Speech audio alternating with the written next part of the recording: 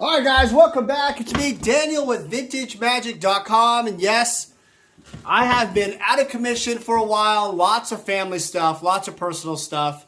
I might get into it later on in another video, but today's video is all about CGC.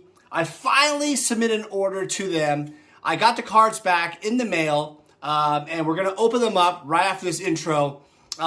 There's 4 cards. Submitted an Alpha Lotus signed by Christopher Rush, a Beta Mox Sapphire, a Beta Ancestral Recall, and an Alpha Juggernaut. And these were all owned by the Peter Atkinson collection. These are cards that are available for sale. If you're interested, go to VintageMagic.com, contact us. There's only select pieces left, so please contact me because we'll be probably sold out by them before August 1st or so. I'm sorry, October 1st. So, I'm also going to break down what I think about the CGC cases and all that stuff in a later video, but I will have my final thoughts of the order itself after the video, so stay tuned to that. I hope you guys enjoyed the video. I know it's been a long time. I missed a lot of you guys, but trust me, it's worth it. Family was awesome. Had a great summer. Looking forward to meet you guys at Gen Con coming up. As I mentioned before, eBay has basically sponsored me and also given me the opportunity to showcase some cards, and auctions will be running during Gen Con. And great partnership I'm going to have with them. So I hope you guys enjoy the video coming up, and we'll see you guys soon.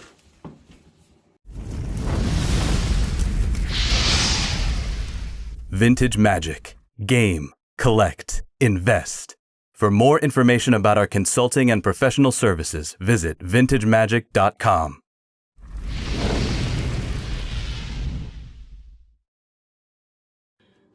All right, guys, welcome back. It's me, Daniel, VintageMagic.com, and today we got our first order ever from CGC out of Sarasota, Florida. I had the pleasure and honor of meeting Matt Quinn, the head grader guy at CGC. Also, the team there was really nice. Met with my good friend Tavis King, and yeah, had a great time. Played some games right after that. Was pretty tired, but it was a lot of fun. So, yes, how you guys doing? Been doing a lot of traveling, a lot of family stuff. Been a crazy summer, but had a lot of fun. There is some personal stuff happening. I will share probably later on, but it's been really hard. Let's put it that way. But nevertheless, I want to show you my first order. There's going to be 4 cards. And yeah, from the Peter Atkinson collection. I know in the beginning of the video, I had some cards flared out. But there's only 2 Alpha Lotuses left available. Let me get them for you real quick. One sec. Here you go. So Lotus number 1. I have it all. I have scans of these. Really nice scans if you're interested in any of them. And Lotus number 2. And yeah, he originally had 6 total Lotuses. We've sold 3 of them. And there's 3 left.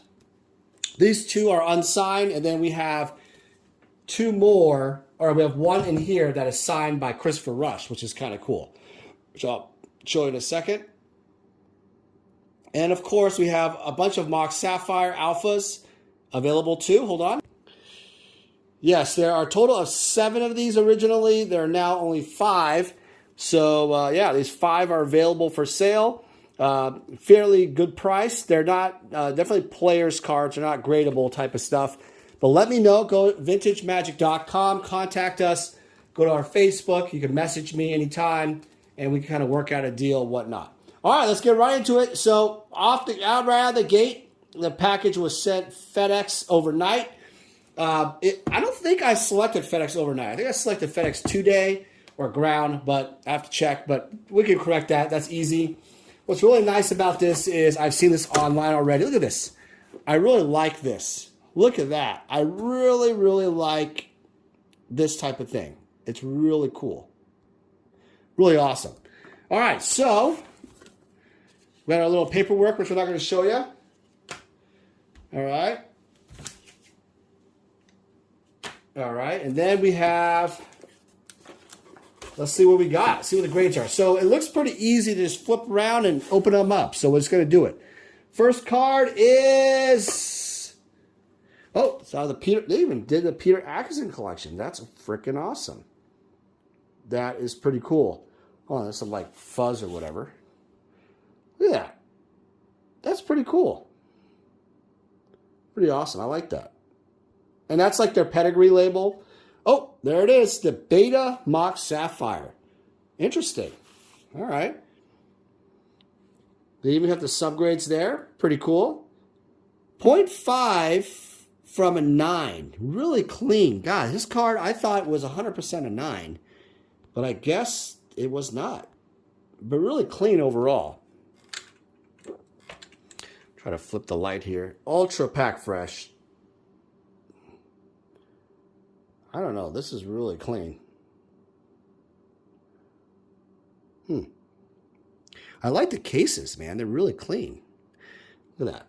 Really clean. Oh, there's a problem in the past about the cases being like breakable or something, but I think they've resolved that problem. I'm obviously feebly trying to open it with my hands, but they look really tight to me. Really clean. Wow, beautiful. All right, look at that. And it doesn't really move around like the PSA cases. In fact, they're so snug, they don't move around at all. Huh. Just a little bit. Nope. Very little. Yeah, I wonder where they're getting the 8.5 corners, but maybe it's also because in the back, there's actually a little bit of a indentation on the corner right there. That I remember on the corner. And they got the surface as 8.5. And I think they caught, I did catch this also, a line on the corner, on the edge, top edge, right here, that I saw, but I thought it was almost like a foil refractor line type of style, not super deep, but a line that may have dinged the surface and then causing it. So I thought it was going to be a mint card, but I don't think it's totally incorrect in the way they graded it. All right, nice casing, everything's nice there. All right. I like about it is there's no label problem. You know, how the labels fit perfectly. Next card. Another Peter Atkinson collection. Look at that. All right. And what do we got? Boom. An 8 Ancestral Recall Beta. Wow. All right. Okay. 7.5 surface. So I think they're using like the Beckett type of thing. Yeah, there are two surface marks right here on the bottom, on the right here. Two little surface indentations. Interesting. Really, really nice card overall. Very pack fresh. I thought these two were extremely clean. I mean, if you look at Beckett 8s, I got to say, this would be a Beckett 8.5 all night long in terms of quality. The CGC is a little harder, which is not necessarily a wrong thing either. All right, look at that. All right. Yeah, the surface is correct. Edges, corners. Yeah, I mean, they're using a different type of scale, I think. Their scale definitely, you know, has a different type of metric. All right, next one. Yeah, because I've seen, like, Beckett 8s and 8.5s, if you guys have seen them. They have serious damage on them. All right, next card. Let's see what we got is, boom. A very just nice, clean Alpha Juggernaut. Look at that card. Beautiful card. I gotta wipe off all the dust.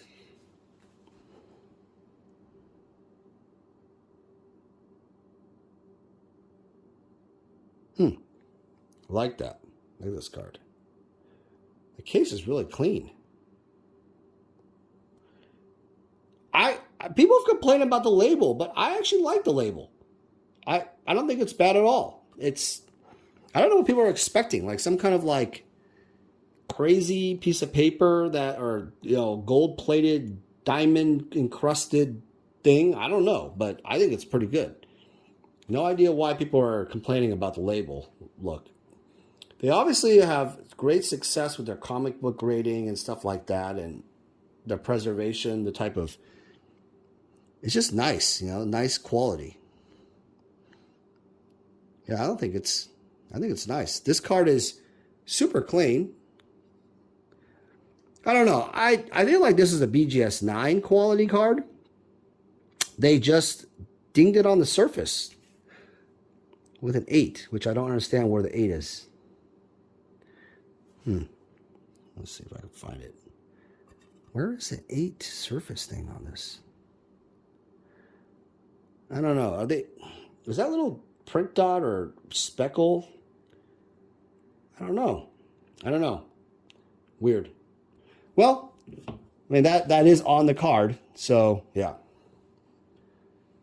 All right, next and the final is the Lotus. Let's see what we got. Did we get a good grade or not? Oh, we got a 7.5. All right, not necessarily bad. Probably the nicest 7.5 I've ever seen in my life.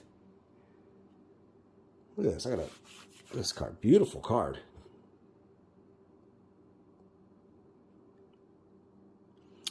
Yeah, I think this card is definitely... Oh, so by the way, guys, this is a green label. I think they do that because this is qualified grade. So on the back, they write unwitnessed signature and also Peter Atkinson collection. So that's kind of unique to it. Yeah. But population, by the way, population report, all that, that's going to be made up here soon. Also a set registry. So I think that's something they're working on. Let's take a look here. I'm trying to brighten this up. Try to get the lighting right for you guys. Okay. Yeah, I'm looking at the card. I mean, you know, it seems to me like the type of scale that they're using is really, I think it's stricter than PSA and Beckett by a lot. I'd probably say Beckett by a lot, and PSA, they're pretty much in line with PSA in some ways. Corners and edges have to be superior in order for you to get that 9 type of edge and corner, 9.5. Yeah. And these corners, yeah, let's see, corners, that's an 8, yeah. See, I don't understand why the corners for the beta ancestral was an 8 if these are at this level, but maybe they're considering the alpha, which makes sense.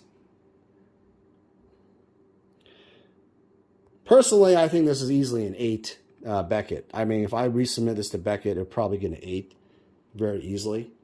It's a very, very, I think, a very nice card. The back is really clean, in my opinion. Look at this. But again, you know, that's the problem is CGC being a brand new company, you're kind of putting it out there and allowing people to, you know, kind of make their own opinions on, you know, I think this is one of the first signed Alpha Lotuses they've seen. They've probably seen a few, right? But not as much as Beckett. So I feel like overall this card feels like an 8 card without looking at it, just looking at it. But I think they really nick the surface, the heart on the surface and the edges, which I don't know. Feels a little bit harsh, you know, considering like the level of this card. But I've seen 7.5s with tons of play and whitening all over the place right here. And I have many examples from Beckett, so maybe they're just difficult on it. I did notice something that was very important for this card was there was like a slight surface, actually right here on the corner, a surface, kind of a fingernail type of thing, kind of bend. And that actually, I think, affected the grade quite a bit. So I think they were right on the surface, actually. I'm not convinced on the edges. I think the edges could have easily just been an 8, causing this card to be an 8, because if you have an 8 overall and then a 7-5, it gives it an 8. So I personally think this card should get an 8. The surface is right on because of that little surface little mark. All right, well, I'll do some evaluation here in a second. But I got to say, overall, it's been really nice kind of meeting Matt and those guys. Going to have to meet those guys here soon. I have to go back to Tampa here on some business. So look forward to meeting those guys if I get a chance. Maybe just grabbing some food. And here is a Beckett holder in comparison. I just want to show you guys this. So I would have to say the Beckett holders is, yes, it's thicker, but it's not as thin as the PSA, right? The CGC is pretty thick. Length, CGC is a little longer. And registration, I mean, I don't know. I think the Beckett holders, it gives more freedom to kind of see what's going on.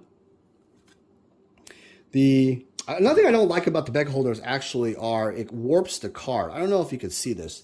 This is actually a pretty bad situation if humidity got in here over time. But do you see how the card curves?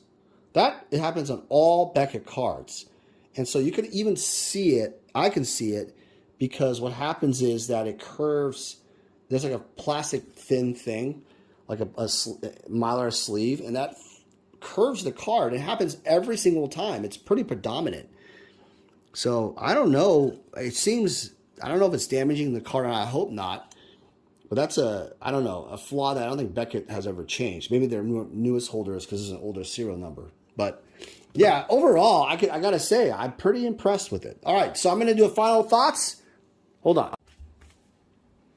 All right, guys, and this is my final thoughts on my first CGC order I ever got from them. And I have to say, they were very, very consistent. The subgrades that they are looking at, they're actually very detailed. You know, they look at every part of the card, I can tell. They look at, especially indentations, any type of surface. They're going to obviously consider that, like every grading company should. I think Beckett tends to have more of a wider range. That's how I look at it, is that in the 8s and the 7.5s, and even the 8.5s especially, that's where it gets kind of iffy. We think 8.5s would be just really nice. They actually look, in some cases for Beckett, very played. And so in the case of CGC, I feel like they're pretty consistent. They found different areas and flaws that could have, doesn't give that card a hallmark 8 or 8.5. As Beckett, they hand them out a lot more loosely, in my opinion. I'm not saying that one is wrong than the other. I think it's just their standards. But I would be careful because I feel like if you're buying as a collector into a brand, right, because you're collecting into this, people that have already invested their money into Beckett are used to a certain type of standard. And so when you look at like CGC, who's come into play, and you have PSA obviously revamping their grading business. I think they're going to be doing some more stuff with Magic and stuff like that. Their standards are obviously a little bit different too. I think they're even harder on corners and edges. But all in all, I think the 8 and 8.5s and even 7.5, 7s, Beckett tends to have really, really played quality cards, especially in their older grades, causing there to be such a wide range that people expect, oh, well, this would easily get a Beckett, 8.5 or 8. But I think that may have changed too. I haven't submitted an order with Beckett for a long time, and their standards may have changed too. So it's been my first order since, like the whole pandemic thing in general. I haven't submitted to Beckett or PSA, any of these guys, because it's been kind of crazy. But I will be doing more CGC videos. I have an alpha starter deck that we opened. Really exciting video about that. We submitted all the cards. So we'll be posting that video hopefully here in August. And I hope you guys are doing well. Appreciate you guys always supporting me. But remember, something I want to tell everybody, I do these videos because I enjoy making them. I'm not doing it to churn a video every day or two to get monetization and, like other YouTubers, right? They are doing this as their full-time gig. I know Rudy, Tolarian, those guys, they're making videos because Well, in order to get the traffic and the revenue and the Patreon and all that stuff, they want to get the views and such.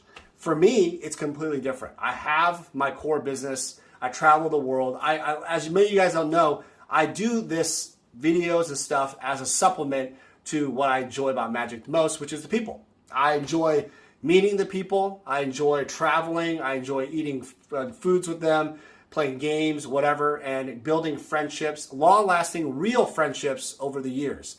And I'm not here to spend my time and my life with people that are really just not real people and authentic. So I've chosen that route. So a lot of you have asked me, Dan, what's going on about this and your thoughts about this, or why you're not in the woodwork, or, because I'm not interested in investing time with people who are not authentic. That's important to me because I myself have been authentic the whole time. I've kept my word through everything I've done. I haven't gone, rogue or whatever. So I've essentially kept my message clear. So those of you who are wondering where I'm at, I'm basically creating my business, doing my thing in a lower scale right now. But as we revamp for this month, especially September during Gen Con, we'll be having more and more auctions, more videos and content.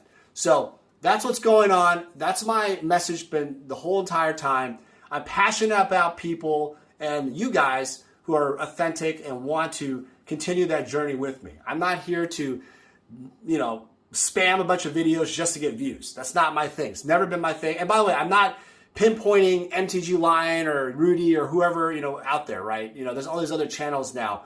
That's their own gig. I wish everybody the best luck in their videos and what the content they produce. But for me personally, I've always focused on just, supplementing the videos with what my core passion is. And so that's really all it is. So I look forward to seeing you guys playing some games one of these days. I will be in Tampa next week, Tampa, Florida, doing some business. So we'll have some videos about that, and we'll talk to you guys later. Hope you guys are well. Be safe.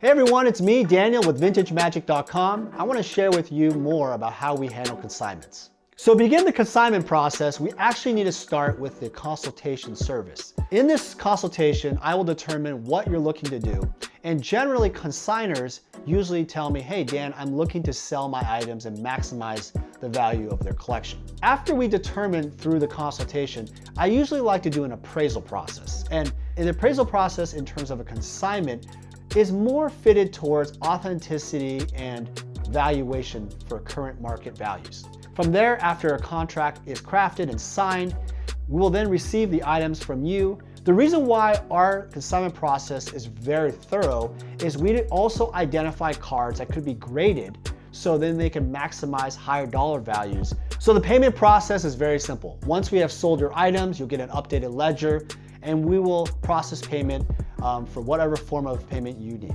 As a consignor, you're gonna experience our white glove service. What that means is I'm gonna personally handle your collectibles from beginning to end. And rest assured, the client that purchases your collectibles will also receive the same white glove service.